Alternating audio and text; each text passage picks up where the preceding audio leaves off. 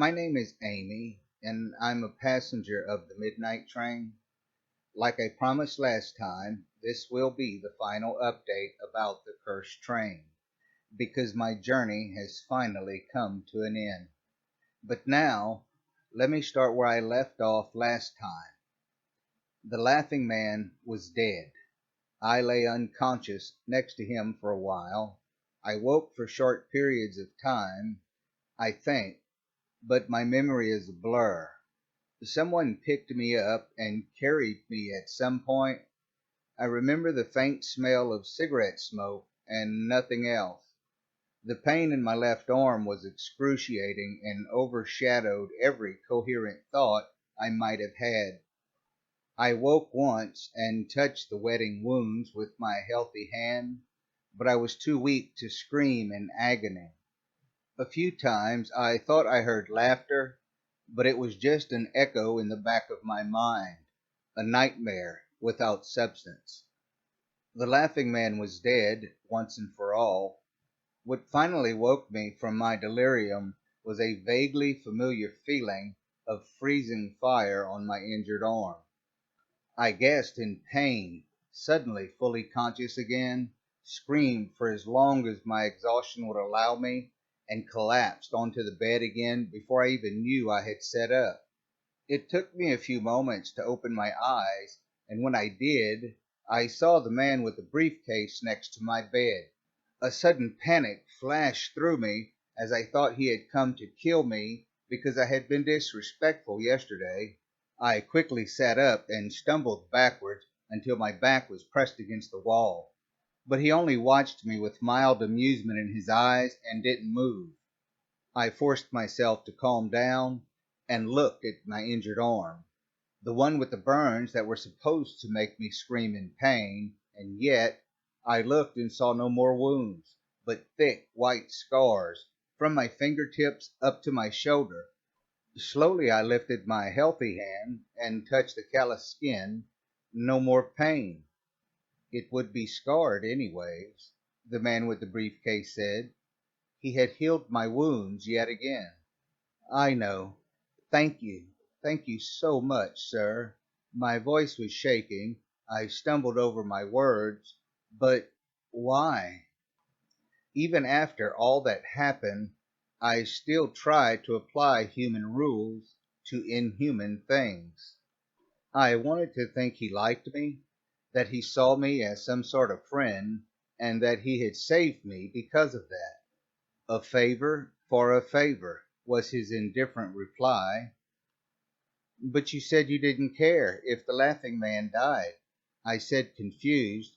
So what favor do you mean? Please, don't get me wrong. I am grateful, really.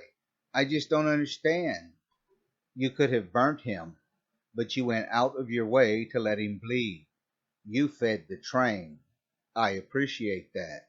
I wanted to ask him what exactly he was, what connection he had to the train, if he was a mere servant or an actual part of it, but I didn't dare. Honestly, I wouldn't get an answer anyways. We are even now, he continued. One favor for me, one for the midnight train, both repaid.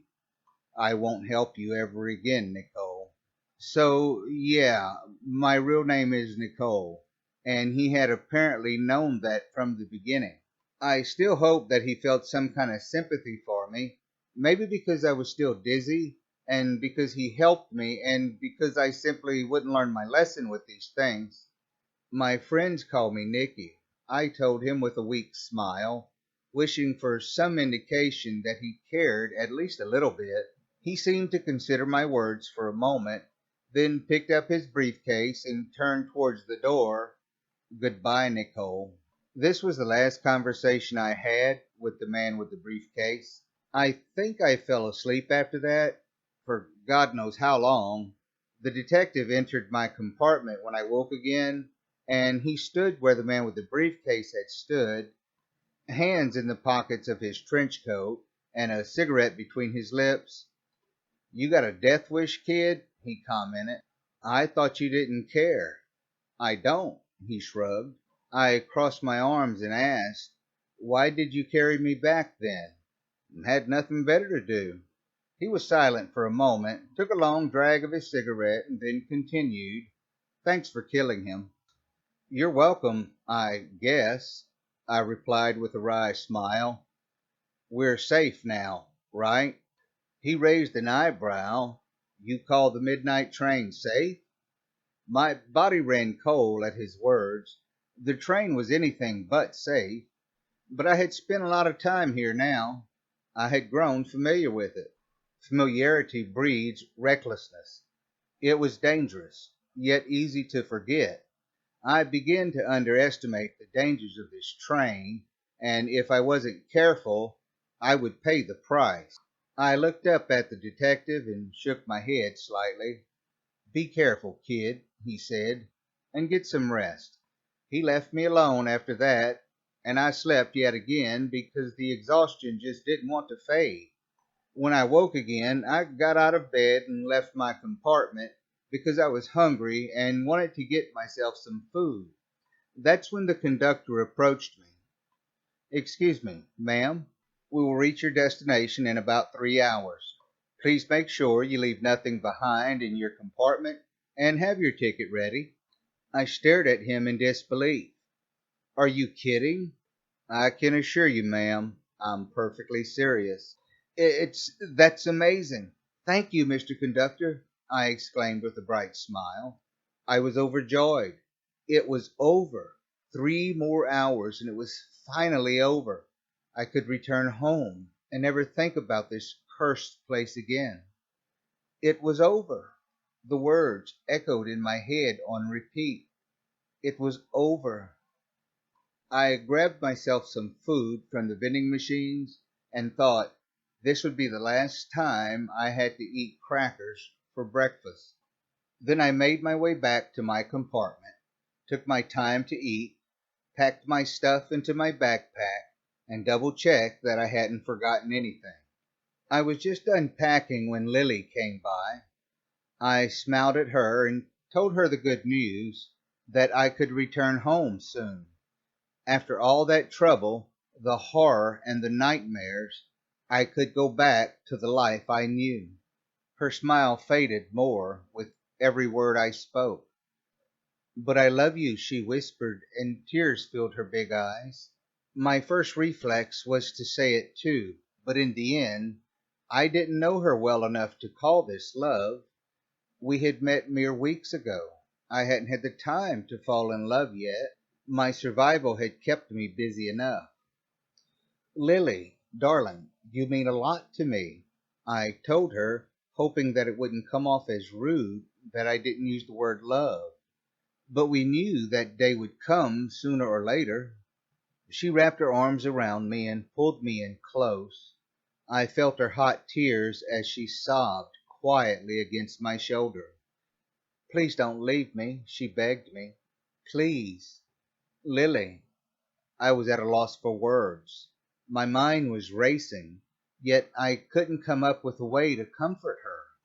I simply held her, fingers brushing through her soft hair, and waited for her to calm down. Eventually she looked up at me. Her tear-stained eyes sparkled in the dull lights that illuminated the compartment. You could stay, she proposed. My stomach dropped. Lily, I repeated, again, not knowing what to say. Stay with me. We could be together forever. Please don't leave me. Just stay here on the train with me. She pulled me down into a kiss. I love you so much, Nicole, she whispered against my lips. Just throw that stupid ticket away and stay with me. What scares me the most, in retrospect, is that I actually considered her words. I stood there, in the middle of the compartment, holding Lily close, and thought that it could work. I could stay. Lily and I could make a life together on this train. We had figured it out, hadn't we? The laughing man was dead. There was little actual danger left. We had the rules. We could stick to them and be fine.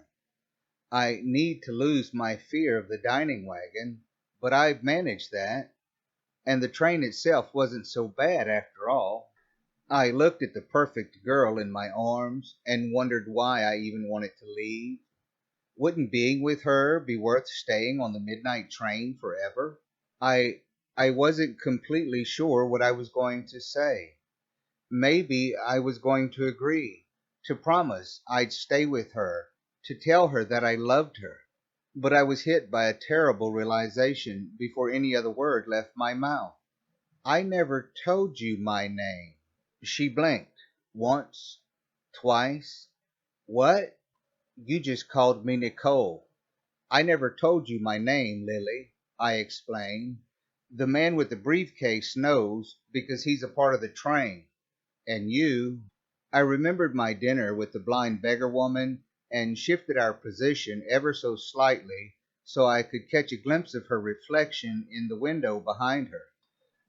The body in my arms shifted, blurred around the edges, and faded in and out of existence like some unstable hologram. My heartbeat echoed, almost deafening my ears.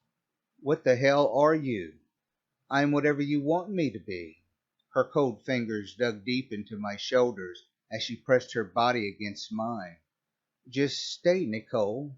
I'll be everything you wish for. You're not real.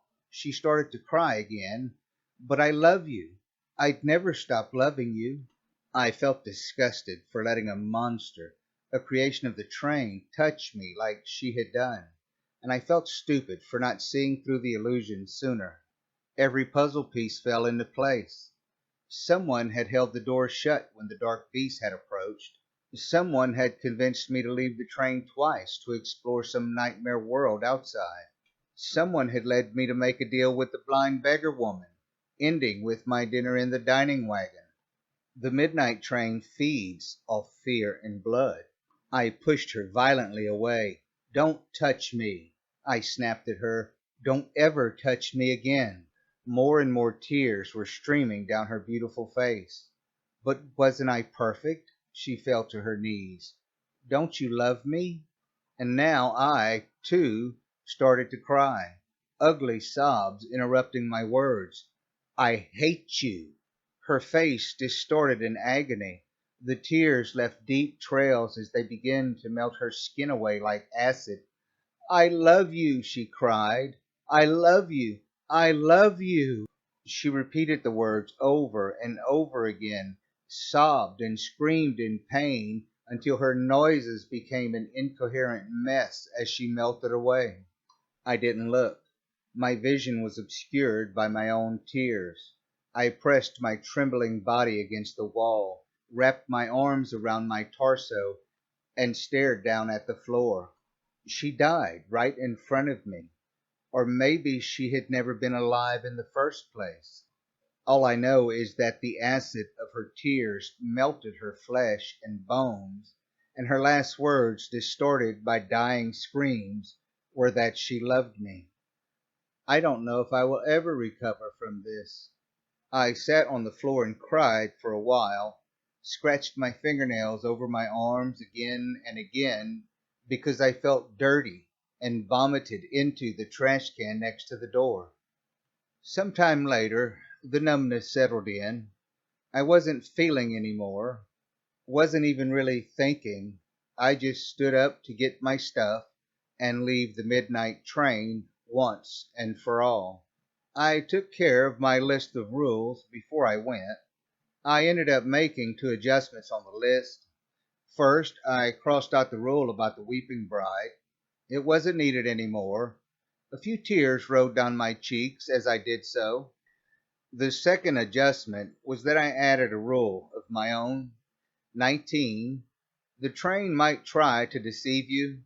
Trust the detective, but nobody else. I didn't adjust the rule about the man with the briefcase. He might have saved me a few times, but I didn't want to encourage people to approach him. It seemed like he likes to be left alone. After I'd finished my additions, I folded the paper neatly in half and placed it on the bed. The next passenger would find it, I thought, and maybe the list would save their life like it saved mine. The thought was oddly comforting. I grabbed my backpack, retrieved the ticket from my phone case, and held it tightly in my hand as I shut the compartment door behind me. The train was silent as always, but it felt almost comforting this time. I wanted to smile, but I couldn't bring myself to actually do it. It felt wrong after what had happened. The detective stood in the hallway, seemingly waiting for me. "Goodbye, Mr. Detective," I said to him. "Thank you for everything." "Stay safe out there, kid," he replied. That's all we said to each other. The train came to a halt, and the conductor already waited for me next to the door. "May I see your ticket, ma'am?" he asked. I handed it over, hands shaking and heart racing. I was afraid that something would go wrong in the last minute, that something would prevent me from leaving. The conductor nodded, ripped a part of the ticket off, and handed the rest back to me. "Have a good day, ma'am," he wished me, and the doors opened. I bid him goodbye as well as stepped over the threshold. Cold air and soft rain hit my skin as soon as I stood at the familiar train station. It was midnight, and neon lights burned from large lanterns. Not a single human was around, and yet I knew I was safe again. It was over. I had survived. I was home. I broke down to my knees and cried with relief. When I turned around, the train had already disappeared into nowhere. I've been home for about a week now. I have quickly fallen into the routine of my everyday life again, as if nothing had happened. Mom stays over since I've come back, and I'm glad about it. I don't sleep much at night. The nightmares keep me awake, and it's nice that she's here to comfort me. I haven't told her the truth. She has yet to ask for an explanation of where I've been and what has happened to my arm. Maybe because she's trying to give me space, and I appreciate that a lot. It gives me time to come up with a reasonable excuse. I also need to figure out how to tell my therapist this story without sounding insane. I haven't even tried to discard this whole ordeal as some hyper-realistic nightmare. The scars on my arm tell me that it's real. Mom doesn't need her car, so I can use it to drive to work until I buy my own. It's reassuring that I don't need to take the train anymore, and yet I find myself sitting at the train station every single night, watching the trains pass by and looking out for a familiar one. The midnight train returns every night, just a few minutes before midnight, and it opens its doors and waits for people to enter. I just sit there, watching, but every now and then I find myself stepping closer, stopping just before I cross the threshold. I think I see Lily in the windows of the train sometimes.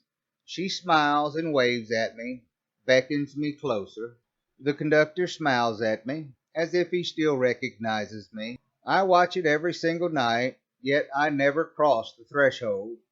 I always stop right in front of it, close enough to see the antique interior. I can't bring myself to stop returning to the station. Every midnight, without fail. Maybe I'll go for another ride on the midnight train someday. All I need to do is to remember to buy a ticket.